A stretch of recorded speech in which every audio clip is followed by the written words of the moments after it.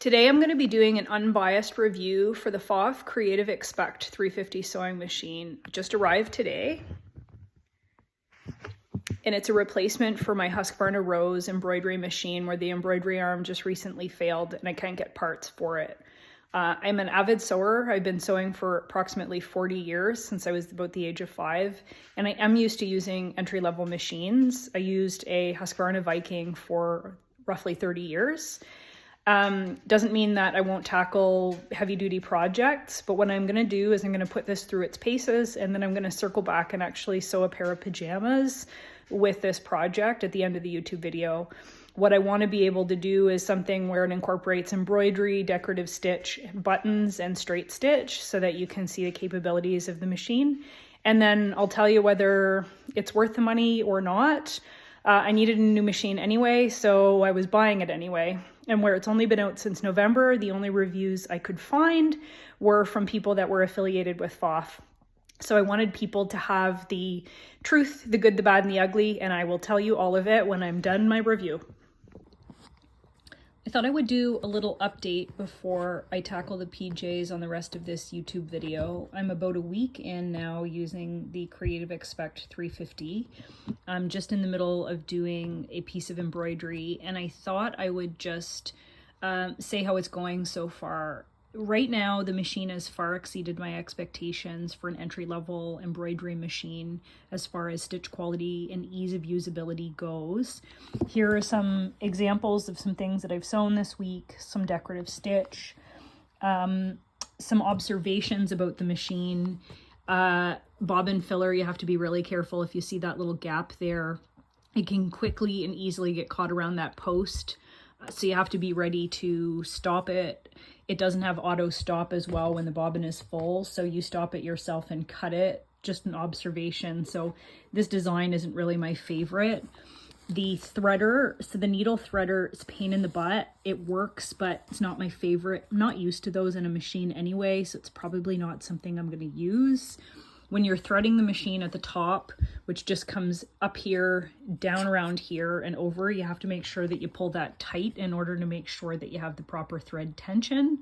And then just a couple of things that I notice when you're resizing your image on the machine, you're going to have to adjust your tension. This isn't, something that's rocket science. If your image goes up in size, I just found that you actually have to drop your tension. And if your image is going down in size based on your you resizing the image, you're actually going to increase your tension. So I found when I was doing letters, if I increased the size of my letters, I was actually using tension around a 2 or 3 to make sure that my bobbin thread wasn't coming through.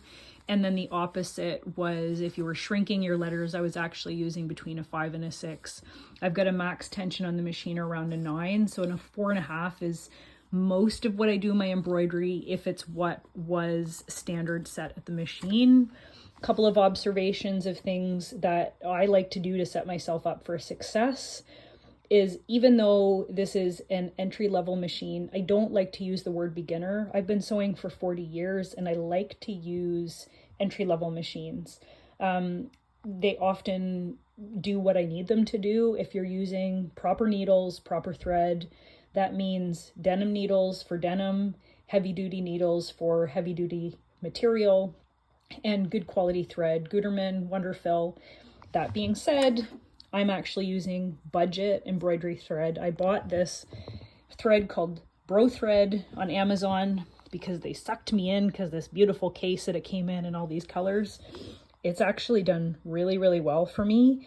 So this has also exceeded my expectations. So I will check back in. Cheers. We're back with the pfaff Creative Expect 350, just getting ready to sew a pair of PJs. I've had the machine now for about 6 weeks and used it nearly every day. It's been able to handle everything that I've thrown at it, including doing embroidery on a pair of wide leg jeans for my sister, where we hooped the jeans and actually embroidered on it. And I just used a heavier weight embroidery needle and it managed that no problem. So I have my pattern here. We're doing a pair of Simplicity 1504. It's an easy PJ pattern. I've done it before. and I'll just do little bits and snapshots of what the machine sews.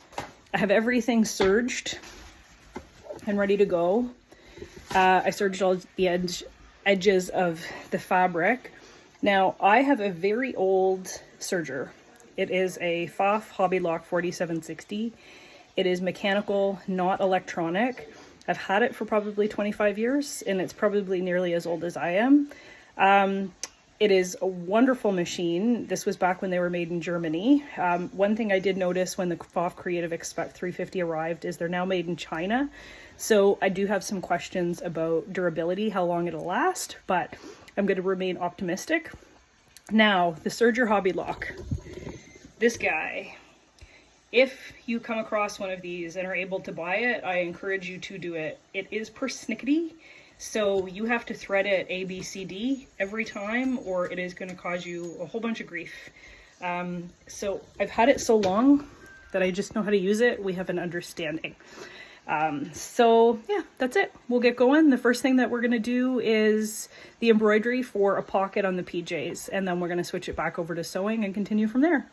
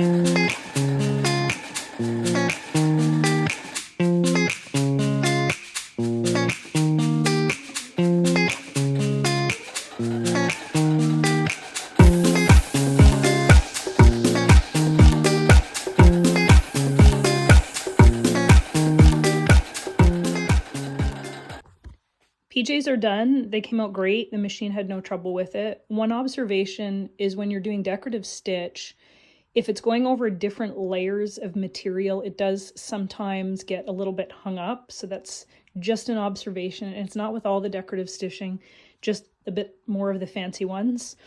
I thought I'd show you other projects that I've done in the time that I've owned the machine. So applique combined with embroidery. All of these were machine embroidery except the lemon. I found that online. And then the font was font that's built into the machine. This was another applique shirt that I did that I embellished with some embroidery and some applique. And then this was a quilted front scrap, just embellishment on a sweater. And then just a little fun hat that I made. I designed the pattern for this and it's reversible. So I'll do one final review and just give you my thoughts on what I like about the machine and what I don't. All right, so final reviews. I've had the machine for 6 weeks. Things that I like about it. It's nice and easy to use. Technology is great. It's lightweight.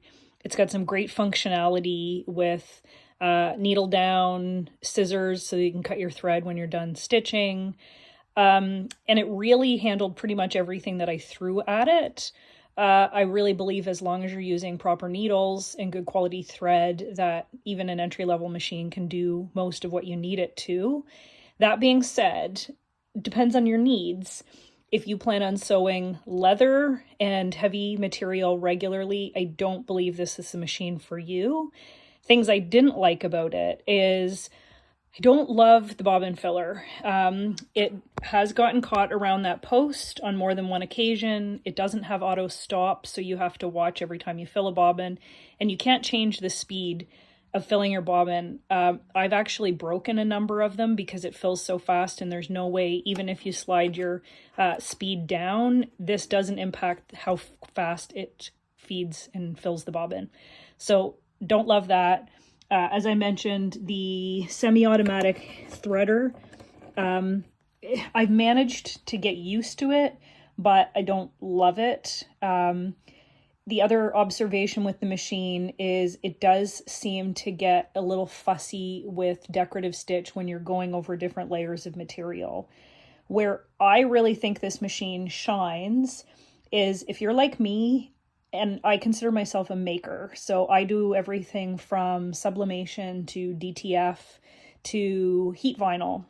And I wanted a machine that I could do some embroidery, but just, like I said, I needed a new machine anyway. And I think for somebody who's a crafter, I think that this is a fantastic machine. I love it. I've been extremely impressed with the quality of stitch. And it's just been great for my uses. I'm hoping that you'll find that this review is helpful in allowing you to make an informed decision on whether or not you want to buy this machine, and gives you some more information versus what's online, which is really fairly limited at this point. If you're looking for something robust, heavy duty, this is not the machine. So it doesn't impact me one way or the other if you purchase or don't purchase. I just wanted people to have information that they could use to make a decision that is good for them. Hope you liked it, and happy sewing.